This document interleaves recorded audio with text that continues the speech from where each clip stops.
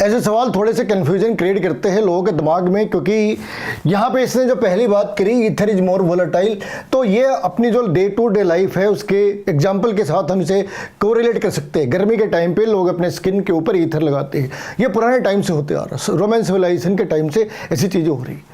तो ये तो सच है, क्योंकि वो आसानी से इवापोरेट होता है, इवापोरेट होते हुए उसने इंसान के शरीर की जो टेम्परेचर है उसको यूज करा।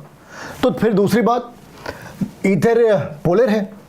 अब एक पॉपुलर परसेप्शन क्या है कि ether is not a polar, ऐसा लोगों की ऐसी सोच है। मगर क्यों? तो लोगों के दिमाग में क्या है कि भाई ये एक वेक्टर क्वांटिटी बिल्कुल है, तो इसके डायरेक्शन ऐसे होंगे, अगर ये प्लस एक्स है तो ये माइनस एक्स है, इनको ऐड कर दो तो जीरो होनी चाहिए। लेकिन ऐसा है क्या? ऐसा तभी हो सकता है जब ये 180 डिग्री पे हो। अच्छा, यहाँ पे एक चीज़ और भी ध्यान रखना कि इन बातों में कितने का डिफरेंस है। ऑन एन एवरेज जो एल्कोहल है, ऑन एन एवरेज एल्कोहल अपने आइसोमेरिक ईथर से 100 डिग्री ज़्यादा इसकी डिफरेंस है। बॉइलिंग पॉइंट का जो डिफरेंस है वो 100 डिग्री का है। किनके बीच में? अगर 3 कार्बन के अल्कोहल है तो 3 कार्बन के ईथर में जो बॉइलिंग पॉइंट के डिफरेंस है वो 100 डिग्री की है। मतलब ये बात इस बात की नहीं हो रही कि कोई 5 डिग्री 10 डिग्री का फ़र्क है, 100 डिग्री का फ़र्क है, कंसिडरेबल गैप है।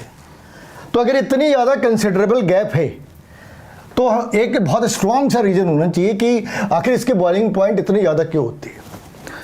वापस आते हैं इस वाली बात पे कि क्या ये 180 डिग्री है। अगर ये 180 डिग्री हो तो हम इसे लिख सकते हैं नॉन पोलर, अगर हो तो, लेकिन है तो नहीं, क्योंकि 180 डिग्री होने के लिए ऑक्सीजन को यहाँ पे sp हाइब्रिडाइज होने चाहिए, मगर एक्चुअली यहाँ पे ऑक्सीजन sp3 हाइब्रिडाइज्ड है। इसके पास कोई डबल बॉन्ड नहीं, 2 लोन पेयर है, 2 बॉन्ड पेयर, सिग्मा बॉन्ड, तो इसकी एंगल होनी चाहिए थी 109.5, मगर लोन पेयर के कारण ये बॉन्ड एंगल है 110। ईथर की बॉन्ड एंगल जो एक्सपेक्टेड वैल्यू है उससे थोड़ी ज़्यादा है, तो ये हमें कुछ इस तरीके का दिखेगा।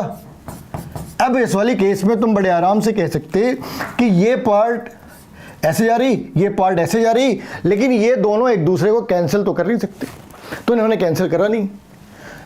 लेकिन वापस इसी बात के ऊपर आते हैं कि अगर दोनों ही पोलर है तो 100 डिग्री के आसपास का जो गैप है ये कैसे जनरेट कर सकते हैं? तो आंसर है कि अल्कोहल के केस में वो हाइड्रोजन बॉन्ड बना लेते हैं, पोलर दोनों ही हैं मगर अल्कोहल हाइड्रोजन बॉन्ड बना लेते, तो उसके कारण वो एक लंबी सीरीज क्रिएट कर सकते। लेकिन ईथर के अंदर ये टेंडेंसी है नहीं, हाइड्रोजन बॉन्ड बना नहीं सकते क्योंकि यहाँ पे हाइड्रोजन है ही नहीं। तो ये एक डिस्क्रीट मॉलिक्यूल की तरह बिहेव कर रहे हैं, जबकि ये एक लॉन्ग चेन ऑफ मॉलिक्यूल्स की तरह बिहेव कर रहा है।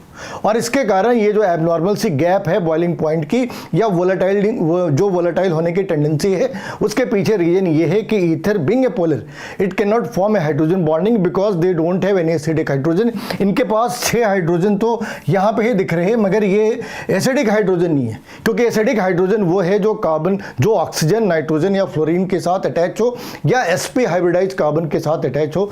तो यहाँ पे दोनों ही बातें सही है, मगर सेकेंड जो पॉइंट है वो पहले पॉइंट को सही तरीके से एक्सप्लेन नहीं कर रही। आंसर है 2।